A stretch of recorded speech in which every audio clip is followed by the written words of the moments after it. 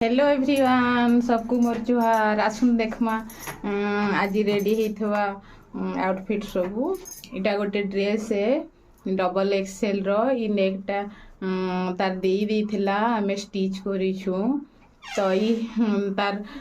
heavy size लगी इटा बहुत कपड़ा छोड़ थिला तो एटा पेंट करनारु जॉइंट करी हाथ ହେଇଛି और हाथ रे इटा खाली तार बॉर्डर दे देछु हमें तो तार प्लाजो है इटा प्लाजो करा है ड्रेस रे आउ सही कस्टम वर्कर इटा गोटे हेवी साइज रो गोटे ब्लाउज है ब्लाउज सिंपल है जेहेतु से माने बहुत हेवी अच्छन तो डिजाइन कले नहीं पहुँचे किछि तो तांको सिंपल ही बहुत पसंद तांको से बहुत पसंद करसन मोर स्टिच ब्लाउज एटा गोटे आउ जने कस्टमर का ब्लाउज तार फ्रंट रे एमती सिंपल नेक रे डिजाइन दिया है छे और बैक रे दा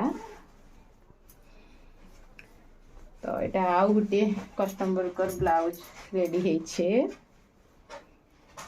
एटा भी सिंपल ब्लाउज करा है छे तब एटा बॉर्डर तार थिला हमें खाली पाइपिंग दे दी छु तो